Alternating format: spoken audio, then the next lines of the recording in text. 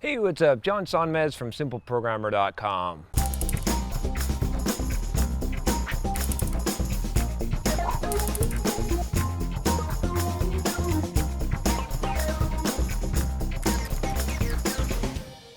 So, I'm going to answer this question about sleep deprivation. I've got a few questions about this, about, sleeping schedule and stuff like that. I thought this is a pretty good one that kind of summarizes it, which is, this comes from, let's see, who does this come from? I don't have a name, so we'll just read it here. So it says, "Hi John, I hope you can answer me a quick question related to health and time.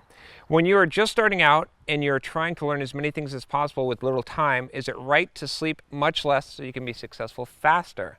I've been sleeping even for 3 or 4 hours some days because I just did not have time to do everything I purposed myself to do in a day.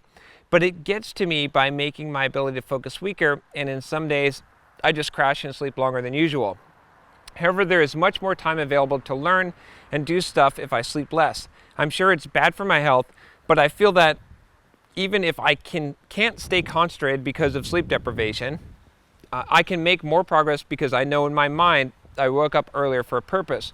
What are your thoughts on this? How much should you sleep when your job takes away a lot of time from your personal projects? Is it better to do very little progress every day and sleep more, or sacrifice yourself for a bit in order to achieve what you want faster? Thanks for all the great advice so far." So I don't want to tell you that sleep deprivation is good, but I will say that sometimes you can gain a benefit, but it's only for a short amount of time. So there is something that you could try. I tried it for a little bit. It's called polyphasic sleeping, which is basically where what you do is, instead of sleeping like 8 hours a day, like level 1 would be that you sleep for 3 hours a day, twice a day. And level 2 might be something like you sleep for 2 hours a day, 3 times a day. And level 4, like you could take this on, I think at the highest phase, it's like every 2 hours you sleep for half an hour. And you don't end up sleeping very much at all. I forget exactly, but you could get to this point. You can look it up if you look up polyphasic sleep, where you basically can supposedly get a full same amount of rest by breaking up your sleep, sleeping 4 hours a day. Now, for some people this is, well, for no one is practical, right? I know a friend that did this, that was, before I was running my business, when I was working a regular job, and he was running this online business, and he tried this, and he was just a nightmare to be around when he was doing this, because he was grumpy, and then his alarm would go off on his iPhone, and he's got to go take a nap. Wherever you are, he's got to go lay down and take a nap for 20 minutes.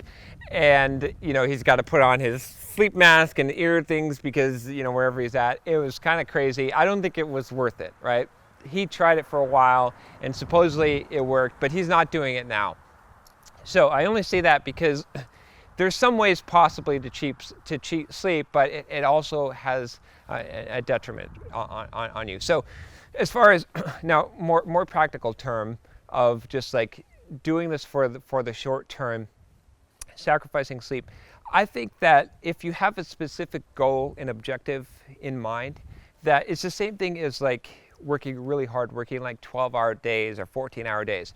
You can get away with doing that for some period of time. There's been times when I focused down hard and I turned the screws really hard, and for even like a 6-month period, I just like did nothing but work, and I didn't sleep very much at all. And I got stuff done. I had a specific purpose and goal in mind, and it was painful, but I got through it, and it was worth it. But you can't keep doing that. It's not a sustainable thing. So I guess my answer would really be that it depends on the situation and how long you're planning on doing this.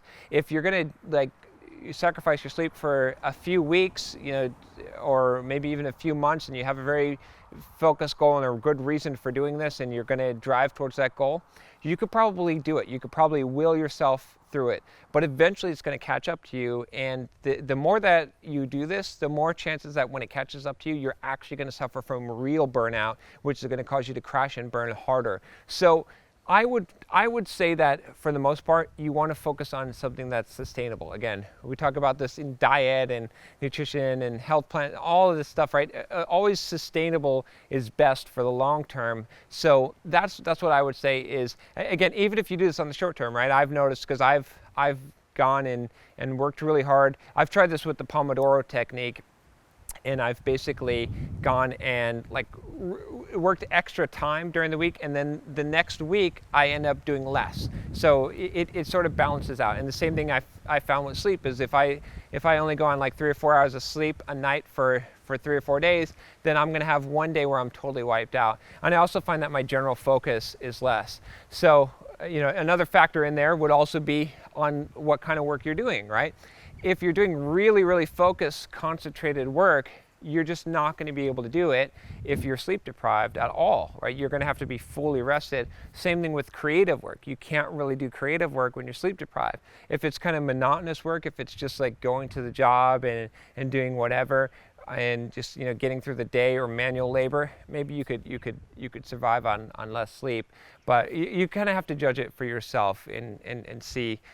I'm not going to say that you can't ever benefit from it, but you've got to figure out where it works for you, and you can't use this as a long-term plan. So if you use sleep deprivation to get ahead, make sure it's short-term, make sure you have a clear focus and goal, and make sure that you're valuing that time to make sure that you're being productive, because it is possible. And I've noticed that sometimes the best thing for me to do is to take a nap, because it's possible to get to a point where you are operating at like a fourth the amount of efficiency that you should. So what I mean by that is it could take you 4 hours to do something that would normally take you 1 hour. And if you're doing that, even if you're gaining an extra 2 hours by sleeping 2 hours less a night, you're netting way in the negative. So you got to evaluate that for yourself. A good way to do that is to time track everything that you do, so you can see if things are taking you longer, especially if they're repetitive tasks. So kind of a complex answer, but this is really a difficult question. There's not an absolute. You kind of have to gauge it for yourself. I've also found that different people have different levels of sleep that they need. So that's another factor to take into account. And then I'll give one last thing about this, because this is such a complicated topic, is you can try doing things like controlling the light levels, the melatonin, because it's not just the amount of sleep you get, it's the quality of sleep. So I have taken melatonin at night, because your body doesn't normally produce melatonin if you're in bright lights, right? So that's why, if you've heard of apps like Flux that turn the temperature of the light to blue at night, it's because that our bodies, our normal rhythm, like our bodies will not produce melatonin, or not produce as much, which is what causes us to go to sleep and to have quality sleep if we're seeing daylight, right? Because that's how we're designed to work. So you could try some things like that might improve the quality of your sleep, using blackout curtains, things like that. Cutting out the noise and improving the quality of your sleep. You might be able to get less of it, and that might give you the boost in time. So good question. There's plenty to say about sleep, and like I said, I'm not an expert on this. I'm still figuring out for myself what works, but hopefully this has helped you. If you have a question for me, email me at john@simpleprogrammer.com, and if you like this video, subscribe. Take care.